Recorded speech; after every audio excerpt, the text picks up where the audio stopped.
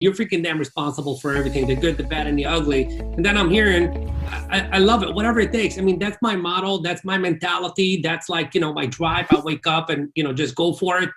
But, I work with thousands of people all over the country, and I'm sure you do too. Just about anybody we have a conversation with, they will tell you that they will do whatever it takes, yet they don't. What do you think is stopping people from getting to that, consistent state of, I'm going to do whatever it takes? Yeah, it's like being a real estate again, I'm going to talk to real estate professionals and entrepreneurs since that's your audience, right? But, it's funny. People will walk up to me. Like, I got this new white Lamborghini delivered yesterday. They walk up to me and they're like, how'd you get it? And I'm like, well, I just worked around the clock and I did whatever it takes. And if I could do it, you could do it faster. And they're like, yeah, but I work hard. I'm like, okay. I was like, how hard do you work? Like what, and they're like, well, I work at this event place. And I'm like, okay, what are the hours that you work? They're like, well, I work typically 9:30 to 4:30. I'm like, okay. And then what are you doing before that and after that?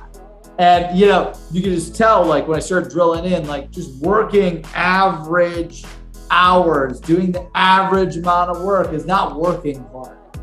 Like, doing whatever it takes is studying and practicing your job, your craft, 18 hours a day, 7 days a week. Now, I'm not saying, like, ditch your family, ditch your kids, ditch whatever. I'm just saying every second that you have to skill up and get better, that's doing whatever it takes. For example, my software company, like, it's worth over $500 million right now, and I'm accelerating it to be $1 billion company.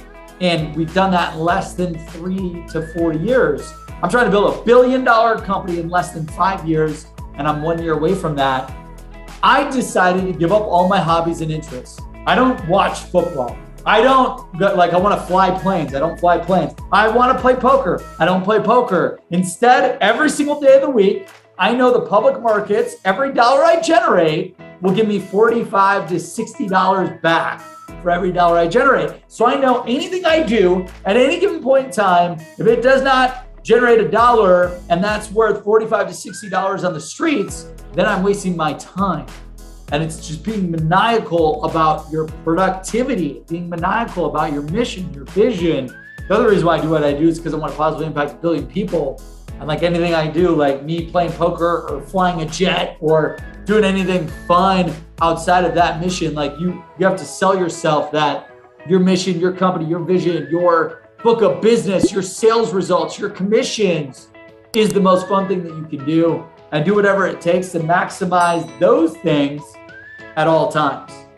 Brandon, people are watching this video, and your energy is very contagious. And, people watch me and you and listen to me and you, and they'll be like, man, how the heck do these guys do it? Where do they get the energy? Where do they get the drive? Where do they get that state, that mentality of like, I'm going to do whatever it takes? They want it. They want it. And it sounds to me like you're very driven and clear on your why. You have a mission to build $1 billion company in 5 years. You got another, a little bit more than a year left to go. And it's like, if I want to get there, if I absolutely want to get there, I have to give this up right now. I have to give that up right now in order for me to accomplish the goal, which would allow me to do all of that and more for the rest of my life. How does one get that clarity and that drive in your opinion?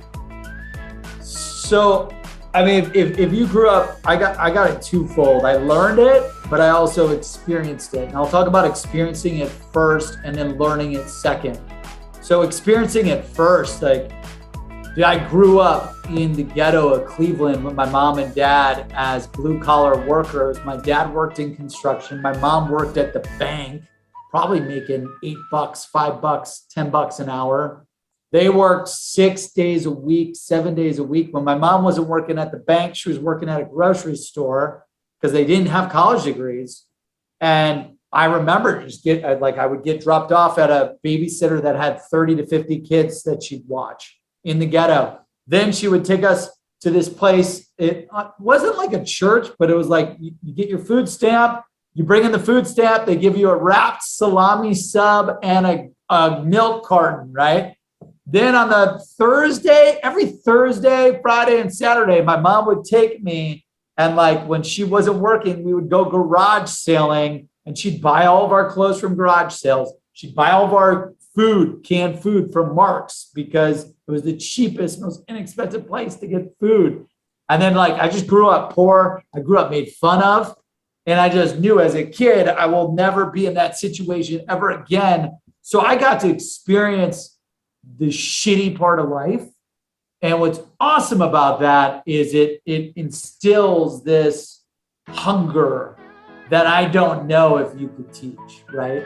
If you're spoon-fed, you know, where you know you've got golden parachutes everywhere and people have got a ton of money. So if you fail, they'll give you money. Like the reason why I've been able to be so successful and so driven is because I didn't have any other option. It was like, I get out of this poor life and I achieve success on my own or else I'll never get it. But then I also learned it, you know, besides the bad experience. Let's just say you didn't grow up poor. You grew up middle class or upper class, right? I learned that all of the shit that I was doing was such a waste of time and my potential. Going out 2, 3, 4 times a week with my buddies who had no goals to go drinking and partying at the bars, wasted my potential. Spending Sundays, Saturdays, Mondays, all days and nights watching football, I'm losing my potential. Like I just realized like people that I would hang out with that would want me to fail or not push me or not help me get smarter, bigger, better, richer, faster, stronger. You just realize you can learn all the things that you need to cut out.